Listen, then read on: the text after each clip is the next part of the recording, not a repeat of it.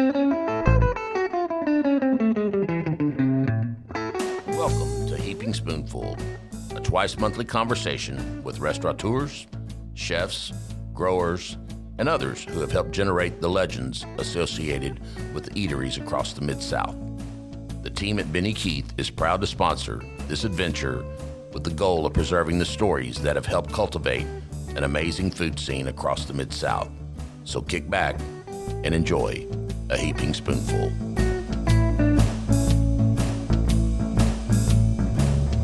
All right, everybody, it is the first or the third Tuesday of the month. That means Heaping Spoonful right here at a Benny Keith Studios out in Rose City. My name is Brian McFadden. I am chef owner at Brood and Barley right in the heart of Dogtown. And today on the podcast is pretty special to me because, we were just talking about this. Like when I first moved here 5 years ago, I can't believe it's been 5 years. But we're talking COVID. We're talking everything. This happened just before COVID, and my cousin said, "I know you don't know this guy, but his name is Daniel Hintz, and that's who I have sitting across the table from me today. Daniel, hey, welcome. Thank you. We were just talking about this, but that's how we met. That was my first introduction to Mr. Hintz. Mr. How very formal. Very formal. Yeah, I mean, the fact that you showed up when we were doing a project down in North Little Rock with Rob Nelson of Tuscan Trotter up in Northwest Arkansas and Scott Rains down here in Little Rock. And we were doing an event to support a launch of a food system project that I was working on with the Agenda Downtown Council as well as the North Little Rock tourism folks. They're wonderfully talented human beings, and they really were doing some good work.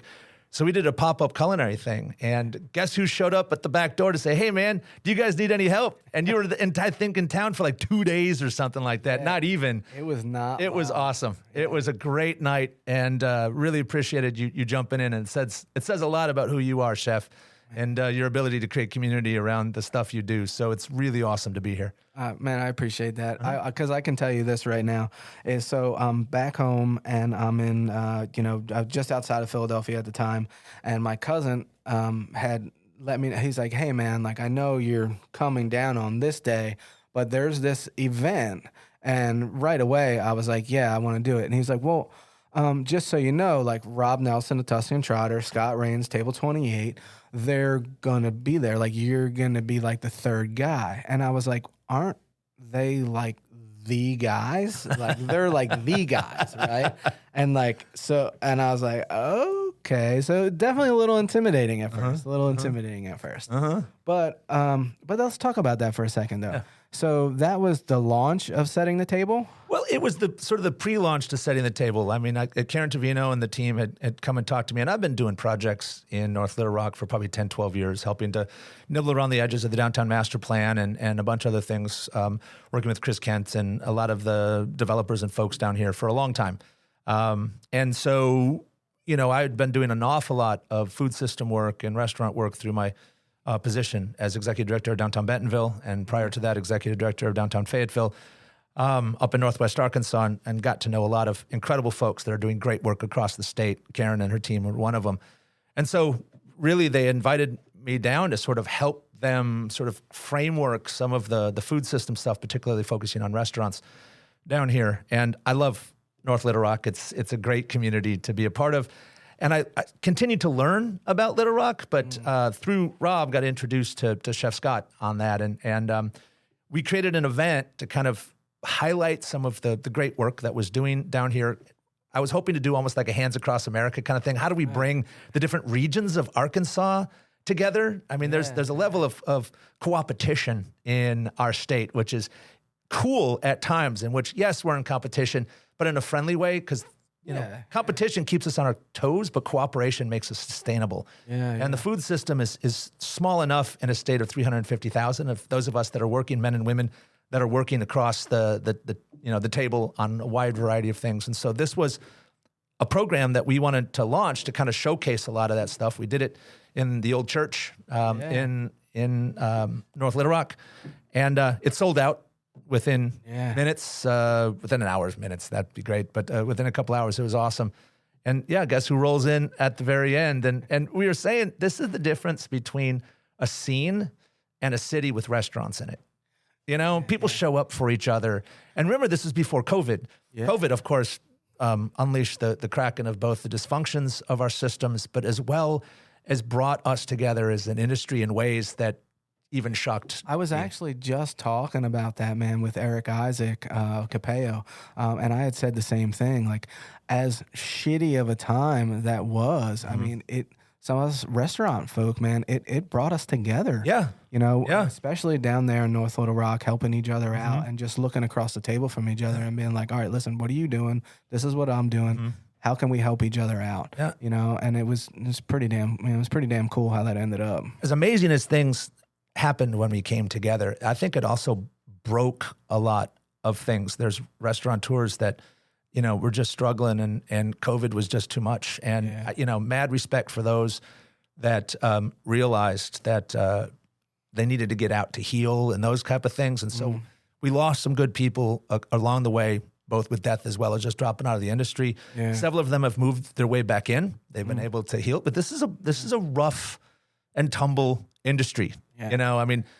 I'm 52, I've been in the business for a long time, and you sit across the table from other chefs and we all complain about our knees and, arthritis in our hands and everything else. And these young cats are coming in like, I could do a double and it's the best. And you're like, you do that. I'm going to go drink a cup of coffee and think about a beach I might go to one of these days. Sit down for a minute. That's right. That's age talking right there. But I think this is the amazing thing about Arkansas. I mean, I am a transplant. I moved here from Seattle back in 2002 to Fayetteville, my wife and I. Originally from Milwaukee, Wisconsin. Yeah, and that's where I grew up. My wife grew up in South Bend, Indiana, so we're upper Midwesterners. Milwaukee, that's right. But when we moved to Northwest Arkansas to Fayetteville, the conversation of food and culinary was sort of nascent. It was there, but it wasn't really there. And the thing that I have loved in my journey here in the state of Arkansas, and particularly in Northwest Arkansas, is I grew up with an industry that also grew up, right? How Arkansas viewed its food and its food sheds has matured in such a cool way, and recognizing the talent, not only with the chefs and the sous chefs and the dishwashers and everybody else it takes front of house, it takes to make a wonderful hospitality scene. The respect for our small farmers and our distributors and our makers, our breweries and our distilleries is such a different scene than it was when we first moved here. And props to everybody that's been behind that scene, mad props, because we're in a place that positions Arkansas nationally in a way that wasn't necessarily there 20 years ago. And so many hands, hearts, and minds have been behind that. And it's been such a cool thing to both participate in and see. Well, this is the thing, man, is like when I moved here, my cousin being one of the catalysts and saying like, man, the food scene here is a lot better than people think it is. I mean, it really is. Yep. It's just people just don't know. We're trying to educate people on what's going on. Yeah. I mean, we have amazing chefs here, like Rob Nelson, like Scott Rains, like Les down there, Mr. Cajuns. Like there's a lot, and it's a giant melting pot of awesome shit. Yeah. And there's a lot of people here pushing the envelope, man, and they just need a platform. They just need people to notice that they're there. And we sit on the shoulders of giants. When we were just talking earlier about an event that we went down to in Pine Bluff, and bless the Delta. I mean, they struggle, but boy, there's a lot of just grit and resilience and people pushing. But Chef Jamie McAfee, sitting on the shoulders of giants across the state. Some amazing folks that have been around for years that pushed it when it was super, super hard, right? And made it easier for us to push a little bit more. And how do we make it easier for the new cats to be coming in and saying, ooh, what's possible? Yeah. How do we support them? And that's, once again, a scene versus a smattering of restaurants. We recognize that we're part of a continuum of getting better and better in our work. And what a beautiful honor it's been for me to even participate in the scene and surrounded by so many cool people. Well, I mean, I think that, being a chef owner myself, I was always looking for somebody like the chief executive of experience. And that's what you are, the chief executive of experience. which is your actual title on your business card. Yeah, when I left downtown Bentonville in 2014, one of the apex of the pinnacles of my experience in that is that I produced and helped cook at the James Beard House in New York City. We took a bunch of chefs to, and talk about being overwhelmed with just how amazing it was. And we met Chef Daniel Boulud there, and he hosted us as his restaurant. I mean, it was almost overwhelming. A good dude. Yeah, really nice guy, and took several Bentonville chefs there. And then that was one of my last big projects with downtown Bentonville, and I started my own firm, Velocity Group. Working primarily in Northwest Arkansas for the first year and a half. A lot of it was public policy, downtown master planning, but experience design was always a part of that. A building is just a building, you have to activate it, right? Yeah. And we worked very closely, very similar to what we did in Bentonville. Even when it was a dry county, we focused on the food conversation. Yeah. Not everybody needs a red sweater, but everybody needs to eat. Yeah. We took over the production of the farmer's market, recognizing that food scenes come from what you grow. And kind of building up from there.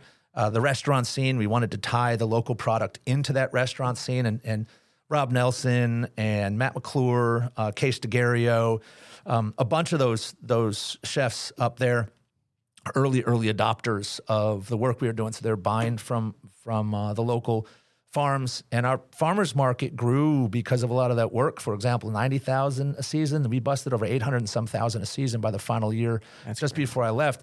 Wow. But it was done because consumers then started to care differently. And so the restaurants were promoting it and a lot of that work. So I think, once again, experience design is oftentimes an unknown entity. Yeah. You're always sort of behind the scene, kind of helping put the right talent together. And how do people experience the world around them? And how do they find a choose your own adventure? And that's really the best experiences, is sort of a choose your own adventure. When people go, I want to go to this one restaurant versus I'm going downtown. Yeah. Right? Yeah. The downtown has matured enough where it's an experience, and then they have a choose your own adventure. You can go to multiple places and you feel safe and you have options, and it's you become the great champion, right? And that's the work that I really, really love is helping places become champions of themselves, to recognize that they deserve greatness, and then helping them become great storytellers so other people recognize their greatness. Yeah. And that's really the bottom line of what an experienced designer does. Yeah. Is amplifying the beautiful assets that you already have, helping to build strengths and strategies around some of the gaps to help protect and enhance you, and then helping you tell your best story. Yeah. And that's my love language right there. And I'm super, super excited. I've been doing that now all over the country. Just finished my 74th community in North America right now. And so it's been an honor, an absolute honor to be working with communities and people all over North America now. Now, you've been all over the place, Daniel, but I want to touch on this. Yes. I mean, your love for restaurant business, for hospitality, started at a young age. Oh, started very, very early. Started washing dishes. Where was that at? Well, even before I started washing dishes and working in that world, I grew up in Milwaukee, which was an incredibly diverse community, and my parents started introducing me to a wide variety of food. And this is in the 70s and 80s, right? And so, I would see these men and women behind the line and serving food that I would absolutely adore from all over the world, right? And just being like, what is this magic that's occurring? Like, they're taking things and turning it into something else, and it's filling me with my mouth with grand adventures and all kinds of things, right? So just seeing it as an observer and a participant. My parents helped found Milwaukee's Irish Fest, one of the largest music Irish festivals in the world. And so I also grew up in the festival circuit and really seeing that experience as well. So much of that back of house, I was in theater. Seeing all that back of house and recognizing how work is theater, how restaurants are basically theatrical productions with food. Absolutely. Really recognizing that early. And so my parents moved out of Milwaukee. We moved to the exurbs, like way in the middle of nowhere. This was probably in the mid 80s. And one of the only restaurants I could have gotten into was McDonald's. Okay. And McDonald's was my first job. And I will tell you, man, you come away and you can't get rid of pickles and that onion thing in your hands. The dating scene in high school was a little weird because I walked around smelling like a McRib for a little while. But I will tell you, just the training I got on inventory and management of people. I mean, I moved my way up through then. And so, slinging dishes, and this was an old school Like we actually used to still flip burgers Yeah. when I first started at McDonald's. And I remember the first time they introduced me to the clamshell, like you could do 24 burgers in one thing with the button. And I was like, oh, come on, man. You got to do something else. But I will tell you, even through that process, you know, I continued to love, you know, as Anthony Bourdain talks about the weird and the throwaway humans and the dysfunction. Yeah. I mean, it was there and they were my people. And so when I left there, I was in theater and film and doing all this work. I had to make a living because I wasn't making a living in my craft. Yeah. And I ended up just talking my way into restaurants I wanted to go work with. And, you know, you often start as prep or in the dish pit. Absolutely. And so almost every restaurant when I first started was dish pit and or prep. Yeah. Right? Yeah. And then you had to work your way to the line. And then you started, okay, throw them on garde manger just to kind of see if you can't screw up a salad or something like that. it. And, oh, you fucked up the creme brulee again and blah, blah, blah, blah. Son of a bitch Dumbass. can't hold a knife. That's right. That's right. And so knife skills, everything else. And then you move up to the line. And the first time you're on the line, you're on saute. And you're like, oh, I can't screw this up. And then you hit saucier. And then you hit and then hit. You know, and finally you're on grill. And it's like the apex. And they go, oh, but now you're expediter. And then I go back to some of the training, even when I had McDonald's, when you're running numbers and you're trying to figure out timing. And so it's as a kinesthetic learner, right? I'm a kinesthetic learner. I got to deep dive into something. I have to experience it myself. The restaurant business, I have been in and out of for 30 plus years. It's my home base. It's what I find my people. I find my, and then I'm like, oh, I can't do it anymore. I got to get out. I love these people, but I got to get out. And then I go do a bunch of other stuff. And I'm like, okay, like a tractor beam. I'm like sucked back into it.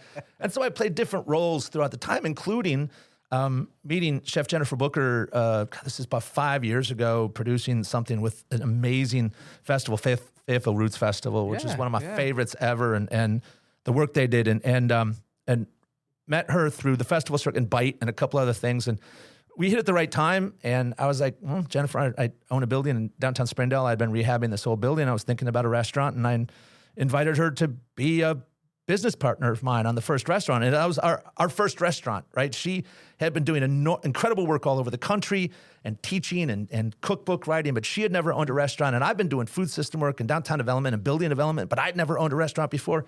So we took our inexperience and merged it together to make one bigger, more inexperience, I guess is what it comes down to. Which was what? But Bauhaus Beer Garden in downtown Springdale. It was a German beer garden. We had all of our sausages came from Usinger's out of Milwaukee, original hometown, but it was all very, very strict. It was nothing but import beers. Didn't do anything local, though we would talk about local beers and promote it all the time, saying, you want that, go to this one and this one. But here is where our beer program is. And that food, and you know, from concept to execution, and then I was basically manager on duty and operating partner for 2 years. And I've recently got out. Like I said, I popped back in, and I got it up and rolling, and then offered to Chef Rafael Rios of Yayos and that kind of thing.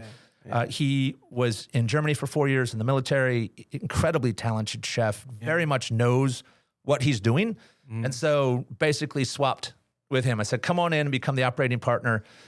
Chef Jennifer and Chef Raphael, I mean, a match made in heaven. That, you know, that 2 level of talent is great. So I left Bauhaus feeling good about the transition. And here's the baby, take care of it. And I'm back in that sort of systems world to support my people, you know, in the big systems. And that's my love language, like I said. So, but it was a wonderful experience to start from McDonald's and you know, putting together, scrubbing out some of the grossest food dish pits ever, but all the way to ownership. I gotta tell you this, and this is something like, you know, I'm gonna tell you, and it still holds true to this day. Mm-hmm. So if I put an ad out and I'm hiring, okay, and you know, I mean, we're at Brewed and Barley, which, you know, we embraced the gastropub. Like I embraced it. Some people are like, I guess, you know, I'm like, no, we embrace it. You know, if you're wearing a pair of shit kickers, you want to come in and have a burger, you can do it. You can have your first date there, you know, whatever. But if I put something out there that I'm looking for a cook, and I have a stack of resumes, and I have one person here that's worked at a couple steakhouses and maybe a year here, maybe a year there, whatever. But then I see that resume where this person has worked at McDonald's for 5 years and they're looking to do something new, I'm hiring that person. I'm hiring that person above the person that's worked at a steakhouse off and on. You know what I mean? Like I'm going to hire that person that worked at McDonald's for 5 years, because exactly what you said, they're going to learn First of all, they've been in a job for 5 years. So that's That's something. pretty good. That's something.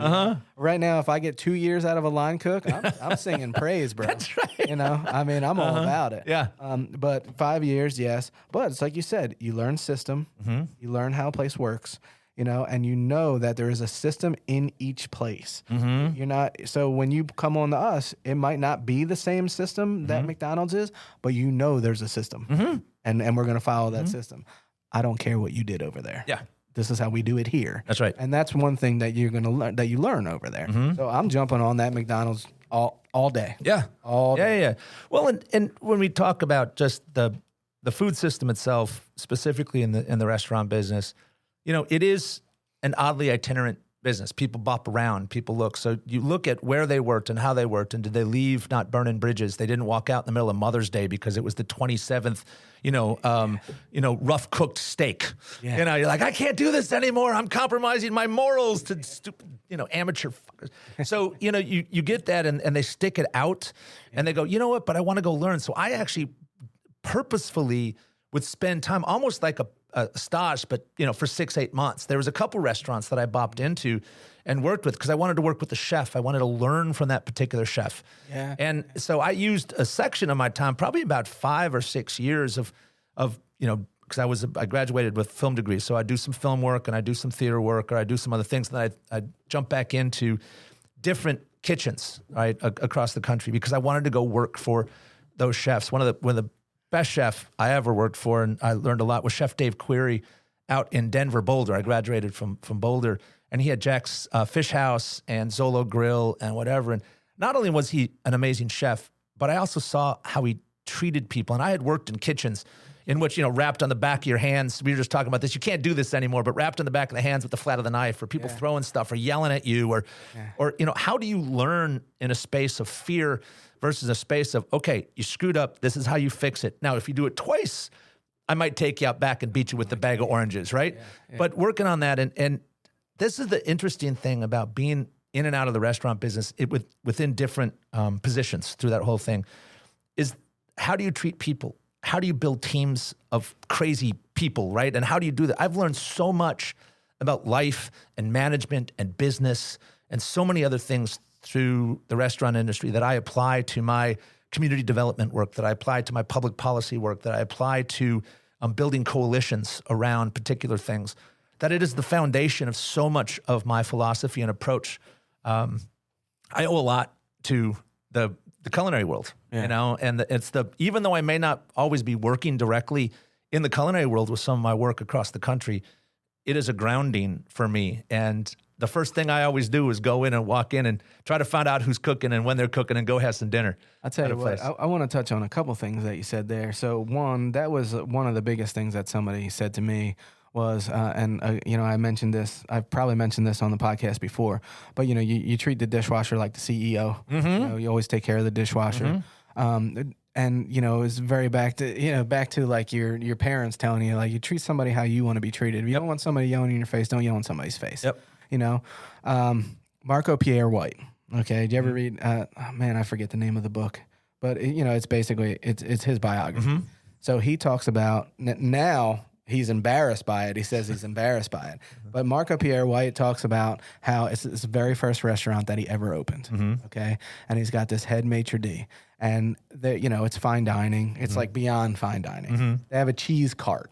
Okay. Old school. Yeah, very old school. I mean, it's late 70s. Banana Foster on the side of the table, blah, blah, blah, blah. Yeah. But he talks about how they do stand up, they do pre-shift, and, the whole crew is there before they open. And the cheese cart, this is what the cheese cart looks like. Okay. And that's how I want it to look. Okay. So he's expediting and doing a little bit of cooking, and they're busy as hell. It's like the first weekend that they open. And the maitre d' walks by pushing the cheese cart, and it's not the way it's supposed to be. Like, it's off. It's off. So he takes every single plate of cheese and he throws it against the wall.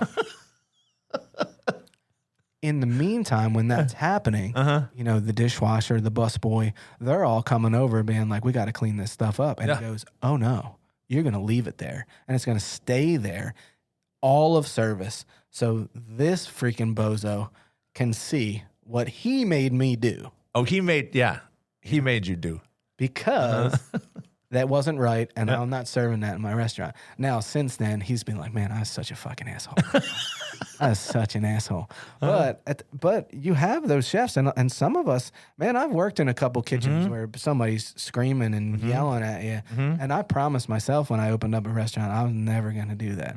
I'm not saying that I never raised my voice. That had happened. It's like a parent, I guess, where sometimes it happens. It's a family situation. That's right. Sometimes you got to look, hey, listen, if I'd be lying to you if I said that my dad never looked at me and said, what the fuck are you doing? Yeah. What are you doing?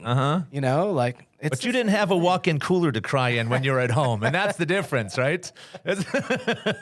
You should have when you were a kid, growing up next to a walk-in cooler. How cool would that be? But that would be amazing, all right? Amazing. Emotions in there. It's the first thing that my kids do when they come in the restaurant. Like, Dad, can we go in the walk-in back? I'm like, bro, we're busy right now. Just sit down. We'll get there in a minute. How old are your kids? I got twin boys. They're 10. Wow. Yeah, it's a good age. They walk in the restaurant like they own the place. Walking through the kitchen. I'm like, hey, guys. When they're at home, I have my kids do this. Open oven, behind. They actually say that in our home kitchen when they're wandering around. And my wife is in theater, and so when we say, hey, 10 more minutes, we'll hear from the other room. Thank you, 10. So, yeah, it gets a little weird around our house. But, do your kids have kitchen language at home or anything? Oliver a little bit. Including the word fucking shit? But they're allowed to curse in the car with Dad. Oh, nice. Yes. Okay. Once in a while, something slips out, you know, and Mom's like, hey. I'm like, no, you didn't hear that right. You didn't hear that. Yeah. You know? But Oliver They're speaking French. Yeah. Voulez-vous. Soigne, baby, soigne. But they're getting there. But I will say this. So my wife has gotten some restaurant language underneath of her. And when I say something like, hey, babe, like something that she's not happy about, she'll just look at me in the eye and she'll go, heard. Oh, damn. She 86 that conversation real quick, right? Is that? Yeah. Dad, why did you sleep on the couch tonight? Oh, I was watching a movie. I fell asleep. No, your mother heard me. That's why I'm sleeping on the couch, because I was heard. But when folks bring work home, but not in the negative, they're bringing that through that language, that ethos. I mean, just on top of it, let's talk about the hard work and the grit and the resilience of those in the industry. Yeah. If we're instilling that into our children, then we've done okay as parents. Yeah. There are certain businesses that just train you up as a human being. And I strongly believe this restaurant business is one of those. If you can make it in that business, absolutely. I could put you in pretty much any scenario, unless it's like open heart surgery or something. You know how to open up their chest. You just don't know how to close it. Yeah. With your knife skills, right? Yeah. But, most of the time there are certain industries that just prepare you for life. And this is when I bring up the story of like Dave Query or Gil Rasmussen, another chef I worked for at a place called Gil's in Milwaukee or other places. Like, they are mentors for life stuff and other business things, not just the restaurant business. I've met, people who are prep cooks and your dishwashers that have taught me how to live and how not to live. Oh, absolutely. I mean, absolutely. So it's probably a 50-50 split. Well, yeah, that's right. Or they recovered and they showed me how to recover too. It's amazing. Yeah. What happened to Joe for the last 4 months? Oh, he's been in rehab, but now he's back and he can do a lot of really good work, right? Yeah, he's here today. Yeah. So, we joke about the kids stuff, but at the same point, if my kids, which are now 20 and 18, which shocks me, right? And they're kind of getting ready. One is on their own and the other one is getting ready. If they have those skill sets to learn from that industry for their life, they're going to be pretty good. Yeah. I told the kids, and they actually didn't shy away from it either. Well, basically, because right now the only thing in their heads, like, Evan's he plays basketball, he plays soccer, but we're in video game time. Oh yeah. You know what I mean? So like we're trying to, navigate that right now, but they need money. and I'm not giving them money for that. I'm not saying I never do. Obviously, Christmas and birthday and stuff like that. But, you want money for your games, you got to earn it. So I was like, you guys do know what you're doing over the summer, right? Like you're going to come and you're going to bust tables over the summer. Why else have kids when you own a restaurant? Yeah. I mean, geez, that's the whole point. That and a tax write-off. And Oliver, he's the smart one. I'm not saying the smart one because he's the smart one in the house. Yeah. He's a sleeper, Yeah. Who was that, Dad, child labor laws? I was like, bro, it's a family restaurant, man. That doesn't count, bro. That doesn't count. And didn't they drop it to 14 anyway? Yeah. So, yeah, we're fine. So 11, you'd be great. Yeah. You got the small hands. You can pick up the good stuff behind the oven. Yeah, bro. You can take dishes to the pit, all right, man? Yeah. Put an apron on and don't be late. That's right. And I know I'm driving you, so I'm saying that really to myself. Yeah, don't be late to my own restaurant. Yeah. My dad actually, when I went to go to my first day, just like you started like washing dishes. First day, my dad said, "Make yourself unreplaceable. And don't ever fucking be late to work." It's true. Yeah. Yeah. And I can tell you this right now. This is actually a funny story. I was working at this place, the William Penn Inn. I was there for almost 9 years. I think that's right. But somebody can chime in later and tell me I'm lying. But when I went to move jobs, you fill out the application, drop off a resume, and at the bottom of the application it said, "Is there anything that you want me to know about you?" And I said, "Yeah, I worked at my last job for 8 years, and I was never late for work." And his name was Chef Eugene Boyle, and he's not going to listen to this. I didn't like that. He was one of the chefs I didn't like. But he's like, "You do know that like I call these references and I check on that." I said, "You fuck call anybody you want. I was there for 8 years. I was never late to work ever." And sure enough, he checked on it. Man, don't show up in my kitchen late, man. Yeah, don't do that. Yeah. Well, that's without a good excuse. Well, it's also the hammered into me very early on. Being early is being on time, unless it's a party. And then show up just a bit late, because if they say the party starts at 7 and you show up at 6:55, you're an asshole. Yeah. I mean, come on now. Yeah. Right? They're not really ready by that time. Unless you're cooking. Unless you're cooking. Unless you're cooking. That's right. Don't do that to me. Which, throw this out, so holidays and things like that, are you, when you go to family stuff, are you the one that's always expected to cook because of your experience? Like, that's your default because of your position? It depends on who it is. Oh, okay. So I can tell you, like, when we go to Jess's house, his wife, Tina, is an amazing cook. Okay. And it's really funny how Tina approaches, like, Thanksgiving. It's almost like, listen, as far as I'm concerned, like, we do Thanksgiving at their house.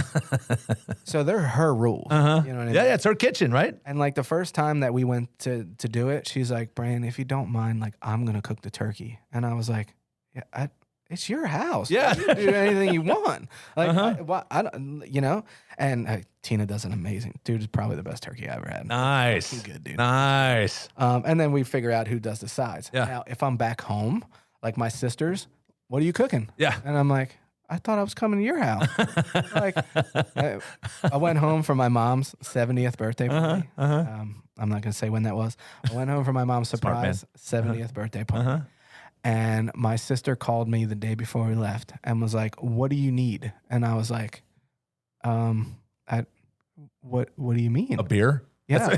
Like, I don't know. Like, I leave tomorrow morning at like 6 a.m. I'll be in Philly this time, blah, blah, blah, this and that. And she goes, no. Like, so we're all cooking for Mom's birthday. Mom really likes your chicken marsala, so I want you to make chicken marsala. And I was like, "How many people are going to be at Mom's party?" She's like, "We sent out invitations for 180. Oh, good Lord. So, Daniel, let me tell you something, dude. So I brought Jess. It was That's a catering gig. Yeah, I brought Jess back, right? And we got into town, dude, and we hit Philly hard. Okay? The next morning, I am freaking butterflying chicken on a 4-burner, like, electric stove at my sister's house, making chicken marsala for 150 people. Jess is sleeping on the couch, like hungover as hell. You know, like even if he wanted to help, there's no room in the kitchen. The kitchen is smaller than this fucking studio. That's right. You know what I mean? So it's like, and just like always, that's how the McFaddens do it. Too much food. It was too much food. You know, 20 people showed up or something. like 100 people probably showed up, but like somebody made. Well, I don't know if you know Philly, like somebody's making sausage and peppers, and somebody's making baked ziti, and somebody made pork, and you know, this and that. Of course. And my sister got very Philly on the phone. You know, she's like, Gina's making sausage and peppers, and you're making marsala, and blah blah blah. I was like, son of a bitch, I gotta work when I go home. This is ridiculous. Does Philly do casseroles? Is that a thing? Breakfast, yes. Okay. Like, I do a breakfast casserole? Yeah. Okay. We didn't grow up with casseroles. Yeah, Upper Midwest, man, casserole, and it's usually whatever's in the refrigerator that you don't really know what to do with. It's basically why you make soup in a restaurant. It's like, what do we got? Just make soup out of it. Absolutely. So I didn't know, once again, casserole means something different in all parts of the country, right? Yeah. For sure. Now, we do casserole, but it's not often. Not often. Yeah. It's crazy because I come from a restaurant family too. And, you know, my mom still works in the restaurant business. My dad owned a restaurant for a very short period of time when I was a kid. But, my sisters, like, they eat more now than they did back, you know, like when we were kids. It was a struggle. Yeah. Well, plus my mom working in a restaurant, so she's always working. Of course. That type of thing. Of course. But Well, it's funny we talk about that. So I started something called Foodie Call up in Northwest Arkansas. This was before COVID, of course, because I kept getting telephone calls from chef friends being like, dude, I got 4 more tickets left to my event. Do you know who wants them, or how do you sell them, or whatever? And so they would call me, and I would put it out on my social, or I'd call people and try to help them out or try to sell those last little bits of tickets. And after a little while, I'm like, dude, this is like booty call for tickets. Like, you're calling me at the last minute to help you out. I don't mind doing it, but it's kind of turned into a joke. I'm like, do I get a ticket for this or something? Like, I want to come to the event, or can I just help and cook and back or whatever? So it was this process. And so, but I started to realize that the only time that we all get together in the industry is usually solo, and we're usually doing 180, 200 people. We're slinging hash, or it's in a competition to support a nonprofit or to do something, right? Yeah. And so I wanted the folks in the industry to actually know each other, like know that you have 10-year-old twins. Like, how many people out there just knew you as this guy that works in the kitchen? You don't have a life. You don't have a family. You don't have anybody. You're just chef, right? And so created this thing called Foodie Call, and what we would do is on Sundays or whenever the restaurant was closed, they would close up the restaurant, and it was a giant sort of potluck, right? Bring whatever you want. And I'm like, I don't care if you drive by Walmart and pick up some bean dip. It's not about you showing off. Yeah. It's about us getting together to just hang out without working, right? And it started with maybe 15, 16 people. And by the time we were done, I think we had 140 people at Brightwater, and chefs were like, oh, this old thing, I've only been curing it for 72 years. And whatever. I'm like, dude, that defeats the whole damn purpose of this. That's not. But what was super cool about that, and then I would host on Sunday afternoon, sometimes I would host, just invite chefs over, and we just hang out in my kitchen. The kids would run around. And once again, I was really nervous the first time, because I'm like, oh, these chefs are in my kitchen, whatever. And they're like, shit, I don't care, man. We're hanging out and cooking. You mean I don't have to cook by myself? Yeah. I mean, I don't care what the hell we're eating. It could be burgers, and we're drinking beers and just shooting the shit and doing whatever.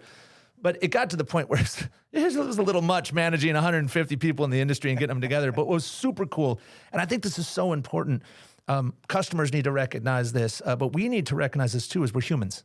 Yeah. And we have lives, and we have families, and we're more than the food that we cook. And there's all these beautiful stories of how we got there and things like that. And when's the last time you were actually just able to sit down with somebody in the industry, a man or woman in the industry, who's just, you're able to talk as human beings and to talk about that. And of course, you'll bitch about X, and you'll talk about vendor, and how amazing Benny Keith is. Shameless plug there, Benny Keith. But, you know, the opportunities to do this, and I think that's one of the things that I lament about COVID is that there was a lot of that stuff happening, at least we were trying to make happen. And then COVID happened, and then we went, we broke like a mirror that's community. And what are we doing to bring that back? And I don't mean, oh, let's do a collaborative dinner for customers, or I'm not doing whatever. Right. But what are we doing for us? What are we doing for you guys in the industry, where you're recognizing, how do I get together with people and their families and just hang out and just be people for a minute? Yeah. The beautiful thing about that, chef, is that we don't have to code switch.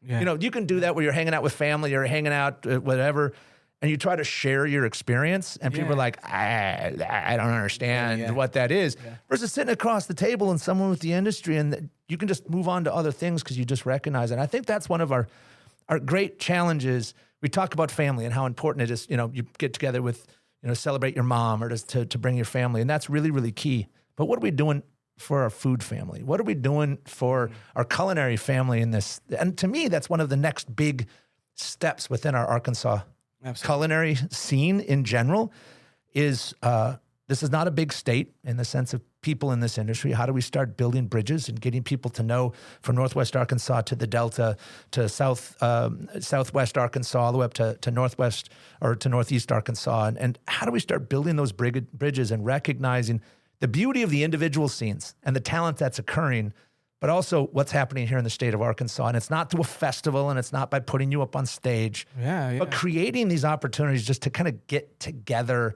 socially, right? And just to get to know each other, because beautiful collaborations happen when you understand people's stories and you go, ooh, I resonate with that. How do we build from there? Right. And so I don't know. That's the fun part. I'm looking forward to putting a challenge out there, and I'm part of it. This is not an unfunded mandate. I want to do the exact same thing. I want to bring foodie calls back. I want to figure out this stuff. But this is the kind of, when we talk about family and that it's not making sure, oh, you have to cook for 180 when we bring chefs in. That's not the point of this. The point is, next time I'm in North Little Rock and it's like, hey, chef, you want to get together and just grab a beer? Like, great, that's cool. Let's just do that. Let's do it. And the more we're able to do that across the state and get to know each other, I just think the better the scene's going to be, right? 100%. So, because when you have that relationship with people, like I talk to all my buddies back home, all my chef buddies back home, and it's like everybody feeds off of each other, So I think you're right by saying that. I'm gonna get together with whoever it might be. It might be Kevin, it might be Les, whatever. And we're sitting and we're bullshitting and we're getting to know each other. Yep. But we're also looking at it like, hey, you did that. Fuck you for that. That was awesome, and I wish I thought of that. Exactly. I go into that all the time. I'm like, you prick. I hate you, man. You're so smart and talented. I hate you. Listen, it's like everybody says, if you play poker, like you always remember the hands that you lose. You never remember the ones you win, right? But you remember the ones that you lose. We talk about that first dinner. Okay. And I saw a copy, like the menu. And I was like, Scott Rains did a braised short rib with a miso caramel. I still remember that. And I remember reading that and be like, hey, man, kiss my ass, bro. I was like, miso caramel, braised short rib. God damn it. But it pushes. So I think it's friendly. It's friendly competition. Yes. Friendly. It's not a competition where it's like, oh, you're the best chef. Those things drive me nuts. The best chef things and the things of whatever. It's just, it's fun. It's good PR. You can have banter. You can have those things. But just recognizing that talent comes in many, many forms and in a lot of different ways. We was having an earlier conversation today about someone has been to 2-3 star Michelin restaurants, been to New York, been to French Laundry, been to these places, right? They're incredible experiences, like blow your mind, every detail, absolutely amazing. He goes, yeah, and I've had very similar, holy crap moments eating amazing tacos off a taco truck just outside of Austin because they have string lights and some picnic benches. And saying it was about friends and it was about hanging out and the food was amazing. And there was no bougie crap anywhere. It just was what it was. It doesn't diminish either experience, right? It's just all incredible. So inspiration can come from absolutely anywhere, including, as you mentioned, those conversations with fellow chefs and fellow restaurateurs. Even in personal conversations, something could be stimulated. I remember a discussion with the chef you're talking about where they grew up with, and it was something that I resonated with. And I said, what if we built a dinner around the similar childhood experience? That's the theme. That's awesome. Right? And build from that. And it could be mac and cheese. Now, we church it up. It's not just Kraft mac and cheese with powdered milk, because there were times when I was growing up that we didn't have all about it. money. So powdered milk and, was the joke. We had powdered water. We didn't know what to add.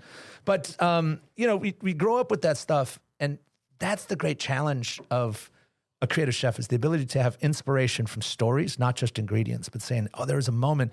One of my favorite movies watching with the kids Ratatouille, right? The movie Ratatouille. Love it.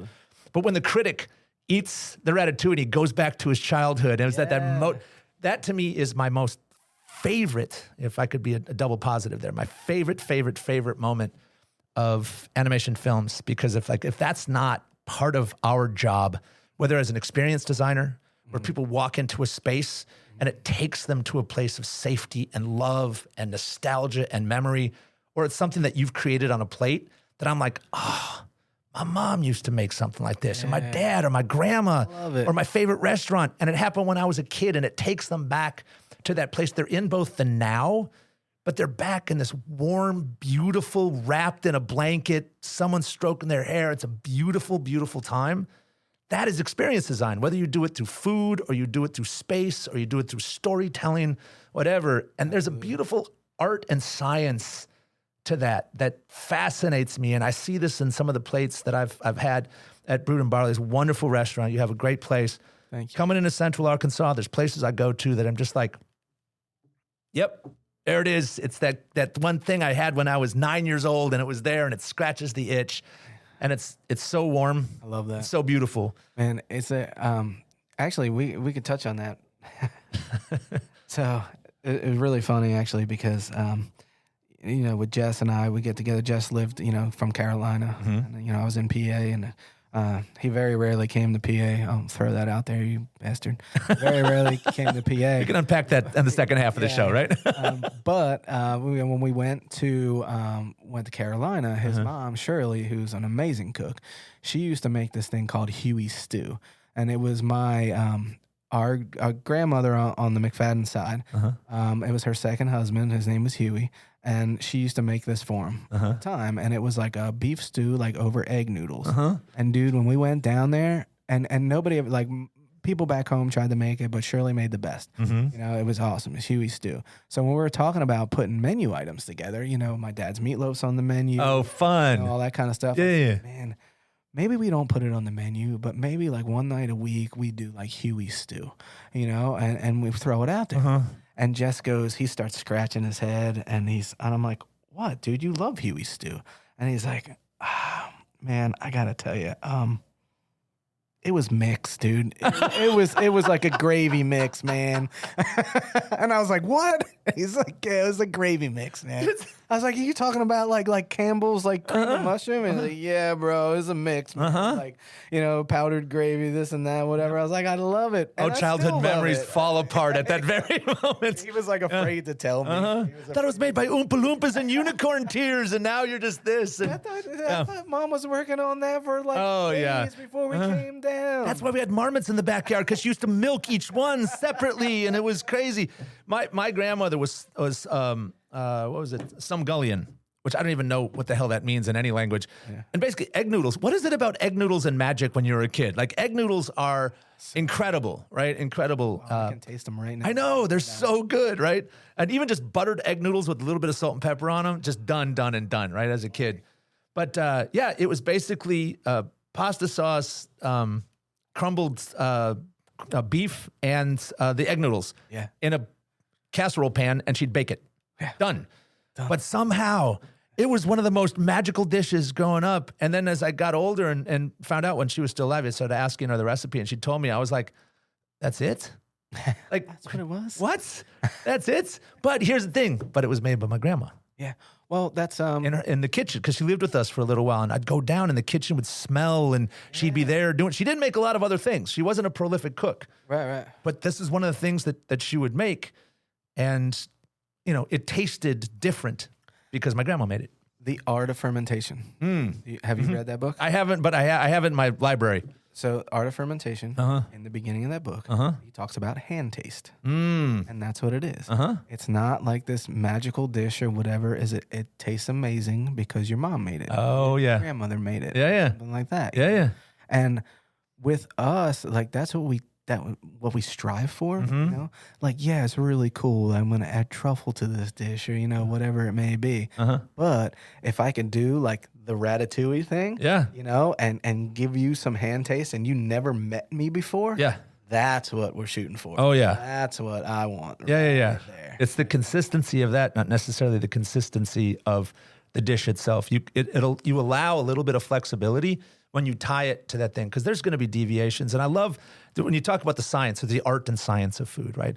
The science is, okay, sourdough is a prime example. You could use the same recipe, but you make it in San Francisco versus making it in New York. It's going to taste completely different because of all the stuff in the air. Like, it's bread of the place. And the right? water, yeah. And it's just amazing when you think of food, same recipe, different locations. It's the hand taste, it's the space taste, the location, the terroir, you know, and that is the amazing thing of also the food is place. Yeah. Bottom line, food is place, which is another reason, because I work so much on the concept of place and placemaking, why food is such an epicenter of my work, the center of my work. Because food is place, the terroir of the food and the conversations. I remember before Chef Matt Bell left South on Main, introduced me to the Yacht Box, which is basically a meat and three kind of thing, but in a bento box thing. But it was a merging between the Chinese working on the railroad and the African Americans working on the railroad, and brought together. And you can still find the Yacht Box in communities in Mississippi and South Arkansas around that stuff. It is a complete mashing of different cultures based on the railroad and what's going on. You can still find to this day, right? And so, you know, you find food like that, this mashup. You know, we talk about, I mean, the horrors of colonialism is certainly there, but the one thing that came is the banh mi. Yeah. Right? Oh. It's like French bread, but that beautiful stuff, those mashups that occur that become... French bread made with rice flour. Yes. And it's like, it just takes it to a totally different direction. To a whole other level, and how amazing that is. And what does that mean? So, yes, the beautiful thing about food is it speaks to our problematic history, but it also speaks to the beauty and grit of creativity through perseverance. It is very much like the blues. Yeah. Right? It's very much like jazz. The provenance of these things and how they've changed as they've moved, how blues changed from the Delta, going through St. Louis up into Chicago and then spreading out all over the world, how it shifted. Oh, yeah. Food is very similar, right? And the provenance of food and its place in our world view is so fascinating, right? So fascinating that it's so tied to who we think we are as an identity, even to the stew that you talked about or these other kind of things. You have an identity around that. Yeah. And it was powdered gravy. But your identity is wrapped up in this. And even the fact when you wanted to bring that into your restaurant says something. You wanted to introduce like who you are, this experience to your customers. Yeah. That's a love letter to the community you're in. Absolutely. Like when you want to share that level of you to a bunch of folks you don't know, food is also a love letter. Right? Agreed. And it's so awesome to be a part of that. We just started doing XXOO. We just started doing TV dinners at Brood. Yeah. So Tuesday nights, you can go in the Brood and you have like a choice of like TV dinners. And I'll have to show you a picture of it because I know I have a badass social media girl. Social media person that I know she posted it today. Yeah. So you can get like, it is either like a hamburger steak with like rice and stewed tomatoes. It has the cookie on the plate. Like nice. Dessert on the tray. Nice. Comes with a glass of milk, piece of bread, the whole thing. I had to show you a picture of it. So do you turn on like Wheel of Fortune or something on the TVs or whatever, like thinking about tying what's on the TV? Try to put like Me TV on or something, like Andy Griffith. Oh, nice. Nice. But nice. It's been a lot of fun. Yeah, that's fantastic. So of all the things that you've cooked, looking back at your vast history, going over the last 400 years of cooking, right? And so it feels like, what is one dish that you've created, whether it's in your kitchen now in Brood and Barley or something you cooked in the past, that has stuck with you, that you've kind of feel the most proud of, that is sort of representative of who you are as a chef? Oh, man. It's so funny because usually when we do these podcasts, nobody ever asks me questions. You know, I'm tearing up right now. Nobody ever asked me questions. But I guess there's a couple, man. Like, the meatloaf, for sure, you know, and so many people, you know, if there's people listening to the podcast right now, they're probably like, oh, this freaking guy's talking about this meatloaf again. But that dish, you know, it just means so much to me, and it's easy. It's an easy dish, man. I'm not sous videing anything for 48 hours or whatever. You know, it really is meatloaf. loaf. Yeah. But it's comfort food to you to make it, and it's comfort food for people to eat it. Yeah, and right? when people, like, I had a guy the other day, so they said, we're in town. I forget what they were in town for, but we're in town, and we were looking at menus. We didn't know where to go, and somebody said, stop looking at menus, just go to Brewed and Barley. And we were up the street, so he came in here and he said, dude, if somebody has meatloaf on the menu, I'm ordering it. And he's like, I saw meatloaf, and I just didn't look at the rest of the menu. And he said, dude, it was probably the best meatloaf I ever in my life. Wow. And to me, that's even better, being like, man, that's the best cheesesteak I ever had, blah, blah, blah, this and that. If you say like the best meatloaf, like that's where it hits, because that's how I feel, but also that dish means so much to me. Yeah. It is my dad's recipe. We tweaked it a little bit. We used bison and boar instead of using beef, whatever. You got to church it up a little bit. I mean, come on, man, But, and I know my dad loves it too. He was like, yeah, that's my favorite. But this is what we're going to do, though, real quick. Yeah. Let's take a quick break. Sure. All right. We're going to listen to Rusty. We're going to pay some bills. And we'll be right back with Heaping Spoonful. Thanks. I hope you're enjoying this episode of Heaping Spoonful. We at Benny Keith Foods enjoy talking about the food scene almost as much as we enjoy providing the top quality ingredients that help restaurateurs and chefs across the Mid-South create their magic. Now let's dive even deeper into the culinary world with your host, Chef Brian McFadden. All right, everybody, welcome back to Heaping Spoonful. It's funny. We Rob. So you didn't get a chance to meet Rob. Rob wasn't up here. He's usually up here like the beginning of the day before, and then he gets tired of me in like 10 minutes, and he's like, "I'm gonna let you do your thing, bro." But he looked at, we looked at the SIM card over here, and he was like, "Brian, you got 3.5 hours." I'm like, "That's fine," and he was like, "Is it?" Is it getting a little long in the tooth, bro? The last couple, and I was like, man, I just had so much fun talking to people and hearing about stuff, So yeah, I'm looking at the clock now, and I'm like, oh shit, yeah. We got enough time to unpack maybe some of our darker stories, and then find out what happened in our childhood to give us the trauma. About the Madagascar days? Is that what we want to talk about? Hey, I said no about the Madagascar days. We said that got weird. That got weird, but definitely got weird. Definitely got weird. Yeah. Well, listen, we talked about the past. We talked about a lot of stuff in the first half of the show, but or the first 3/4 of the show. What do you have going on right now, Daniel? Yeah, well, so I think one of the biggest things that I recognized in 2024 is, before COVID, before all that stuff, and I was working with communities all over the country and working with amazing people and helping to facilitate what they were trying to accomplish. But also the work I was doing was not academic because I did it, right? I had been these things, whether nonprofits, I've been executive during a nonprofit, I've been a developer, I've done several of these things. I recognized that I wanted to own a restaurant. That was sort of that last phase of my journey to get through that. And was able to do that and stared at ceiling tiles for a long time and worried about buns. For my bratwurst, not, but, worrying about buns and worrying about the details of things and doing development while still trying to be a dad and a husband, and then do the consulting and stuff like this. And I think I recognized in 2024 that I wanted to refocus back to that systems work, right? Which is really my sort of my love, my passion, is to be able to support the communities working in and trying to help them accomplish what they want to accomplish. And so part of 2024 was sort of getting me right, some health stuff, some other things, the restaurant, getting out from the buildings. And so in 2025, really coming out swinging, I'm solely focused on Velocity Group, which is my consulting firm. I have some projects. I'm doing a really cool project up in Austin, Minnesota, just south of Rochester.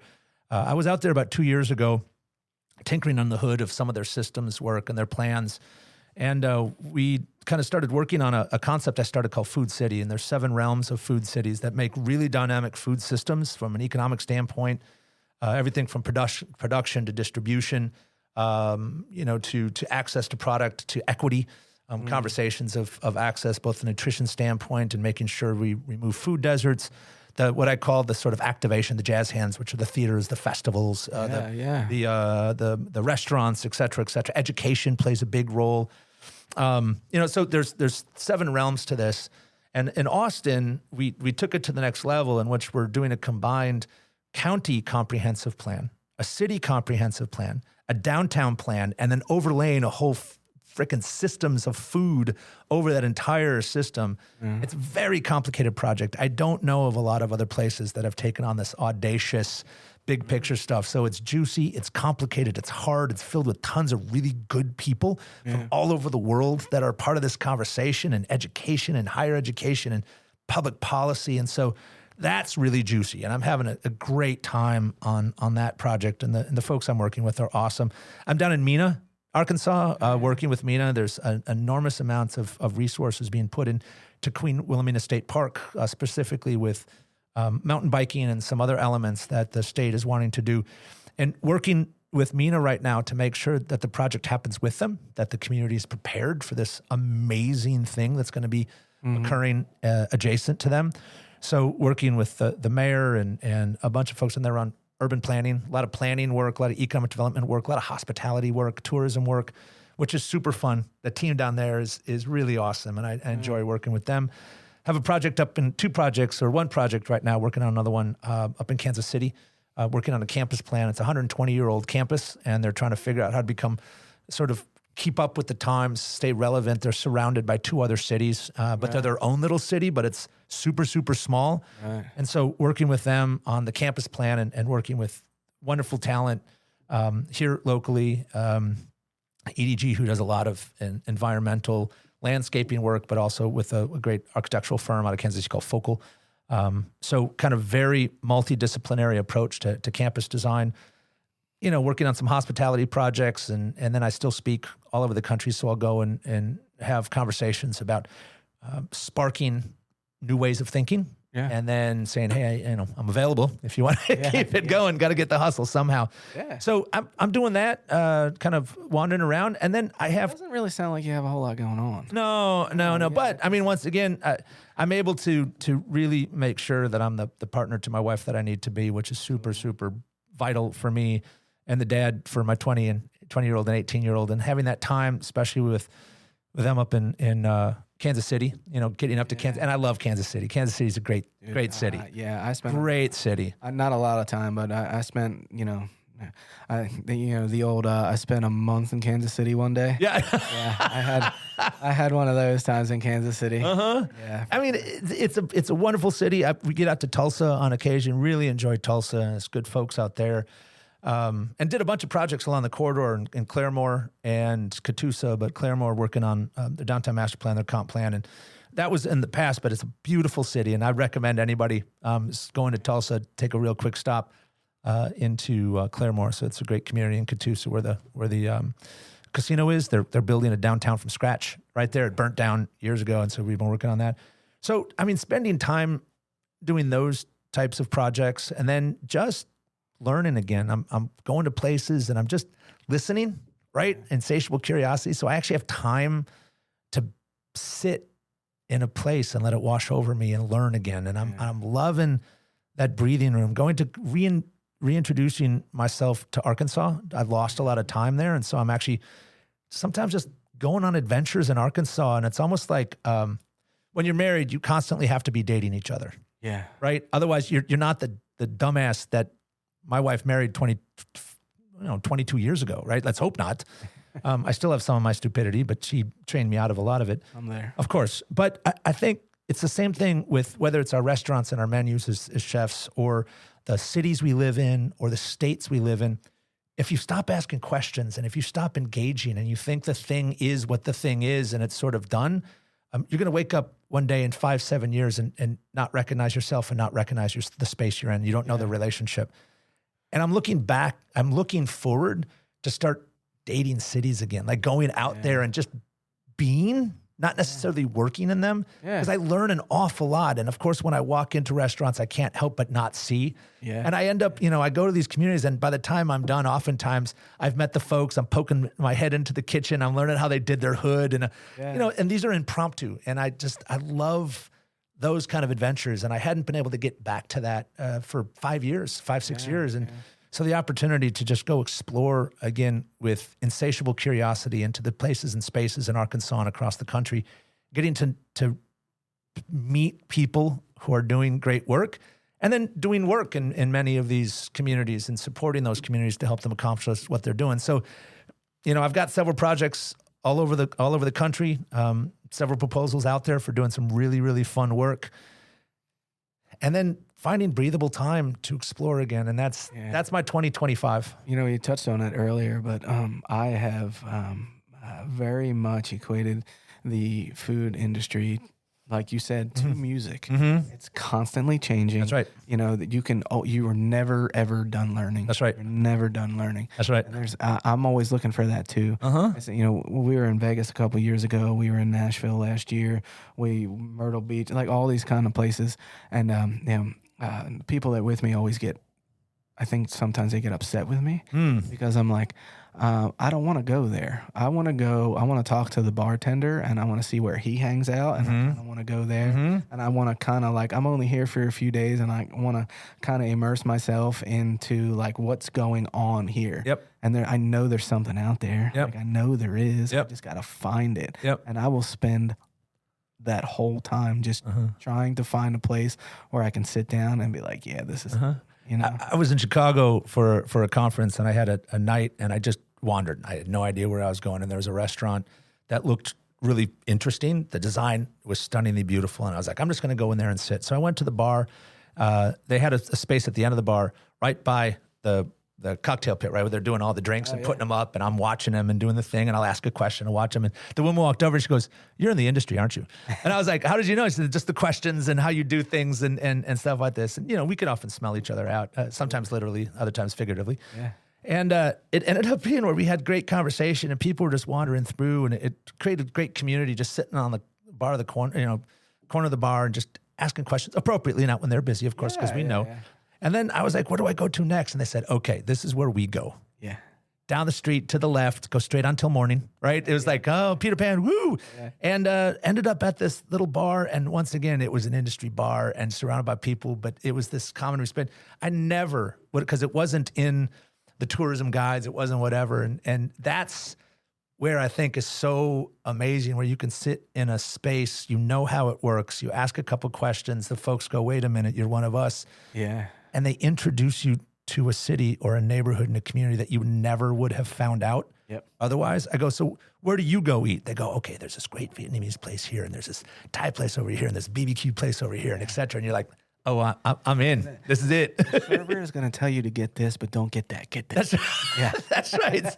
That's right. And I think it's that exploration, but also getting a little bit of inside knowledge that is super fun. Right? When you can figure that out. So adventures. So I know you maybe not be able to get out all the time because you own a restaurant, but the last adventure you had, what was one of the cooler food experiences that you had? Well, what's really funny, dude, is it wasn't really a food experience. It was actually it was a bar experience. And this is the one that constantly comes up. Like, we were just in Myrtle Beach last year, and it was really cool. And you're East Coast, and got to eat some good seafood and stuff like that. But, that was cool. But when we were in Vegas, I had I drug my cousin out, and I was like, this isn't me, man. Like, I'm not a Vegas guy. It's not me. I'm not a gambler. I've never been, I'll sit around the house. Even though you opened up a restaurant, but that's okay. We can have another conversation about that, but yes. But I mean, I'm not the guy that sit at a slot machine, and I'm not going to throw money at, it's just not me. You want to have a home poker game? You want to come over and sling some cards? I'm cool with that. Yeah. We can drink some beers and, whatever. I'm fine with that.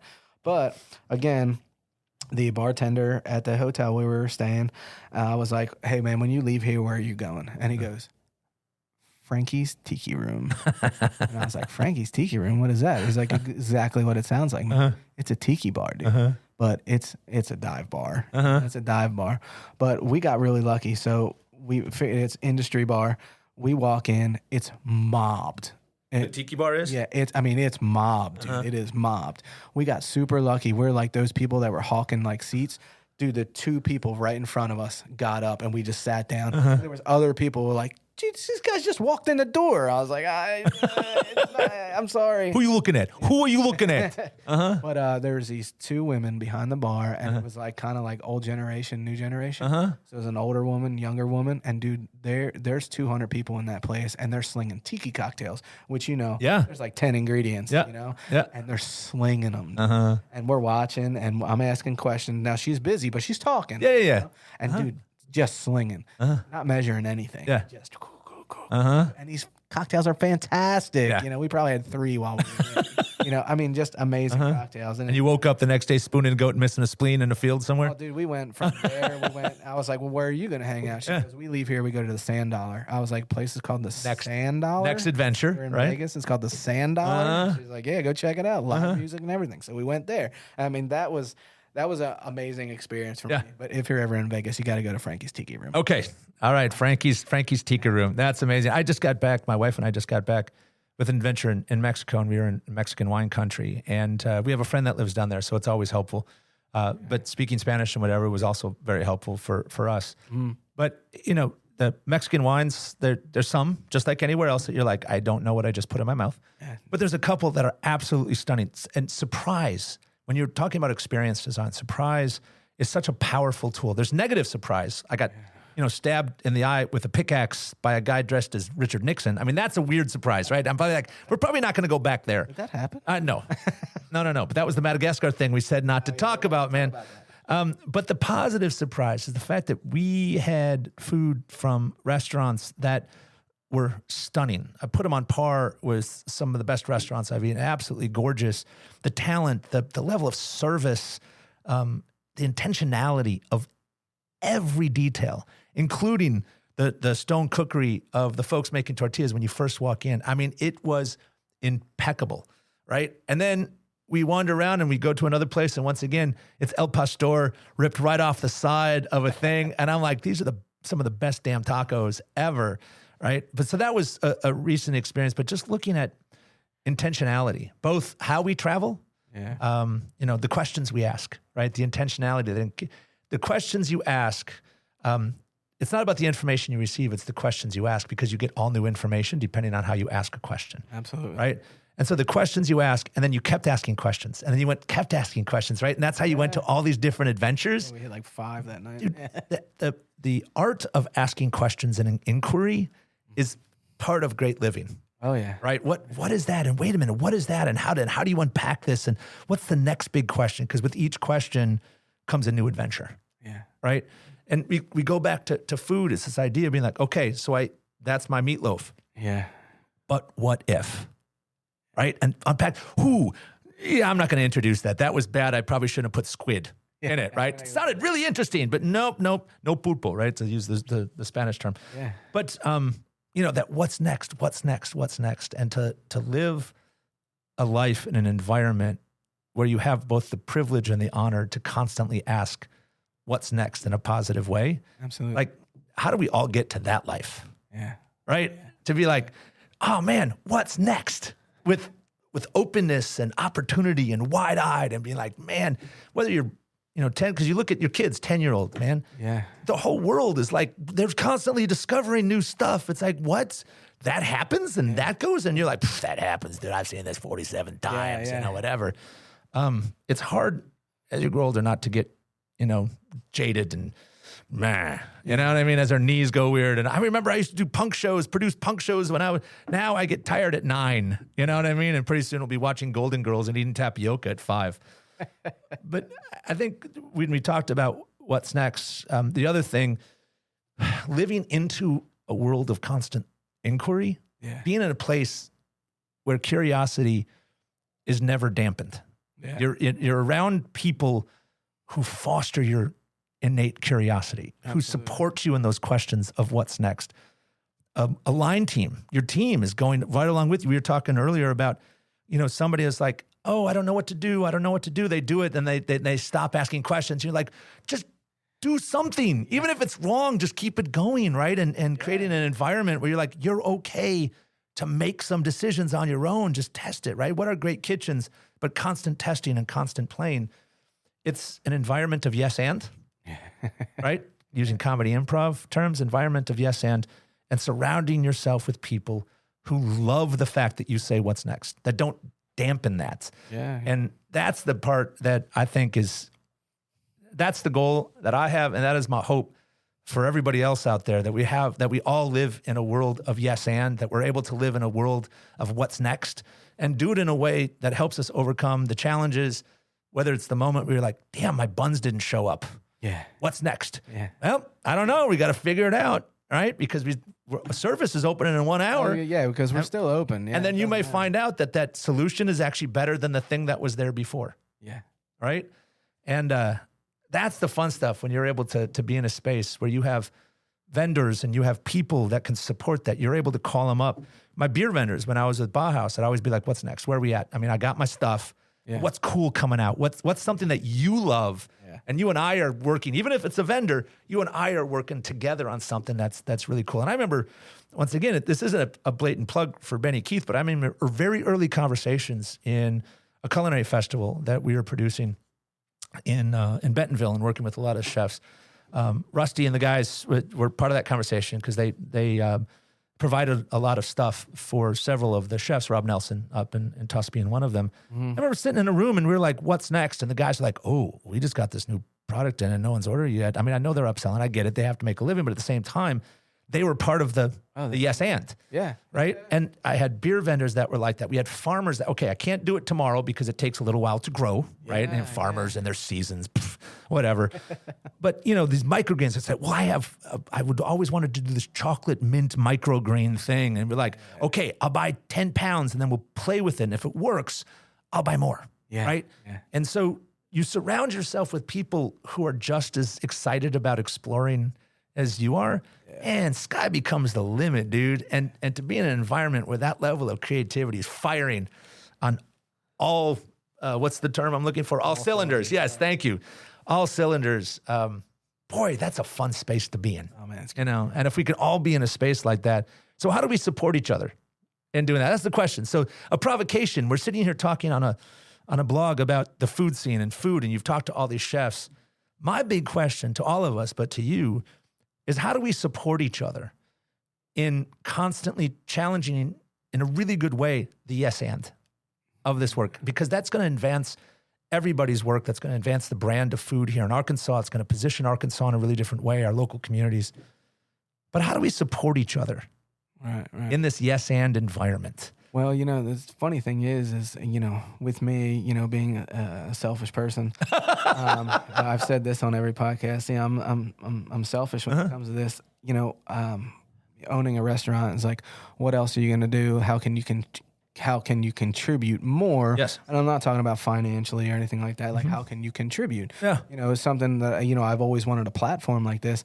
But to me, you know, like the podcast is, it's a start of that. It's a start of bringing some people together, people like yourself, restaurateurs and chefs and stuff like that. I'm hoping that people will listen to me on the podcast and be like, okay, I know this guy a little bit better now. Or, you know, I didn't know who Daniel Hintz was until now. And now I want to be in touch with this guy, you know, because man, I can tell you this right now. Well, you might not even know it, but you know, that last question, you know, that I said, like, what's next? Man, there was a different look about you. There was, you know, your face changed, you know, and you're so passionate about it. You know, I'm hoping that people are going to listen to this podcast and they're going to be like, man, like, they're going to hear it. You know, like, they're going to hear it and they're going to be like, I want to know what this guy knows. Like, I want to do what this guy's doing. You know what I mean? I want to reach out. I want to figure this guy out and learn more you know, about that. Because there's people out there. It's out there. I mean, there's a lot of like-minded folks. Yeah. You know? Yeah. Well, I throw this out. Once again, I love ending sort of conversations, and I don't know what time we have or how we're going, but the ability to not end discussions, but to pause as we continue the discussion over the next lifetime of this start, right, is the ability to leave with a provocation or to leave with because then it sets up another conversation. It's not an end, but it sets up the next conversation. And since folks are listening, this ability to say, okay, guys, what are we going to do? What are we going to do to boot hands across Arkansas? What are we going to do that isn't putting burden on you as a business? And you're like, Jesus, I got to produce another event or I got to do whatever. I'm talking about meeting people where they are, right?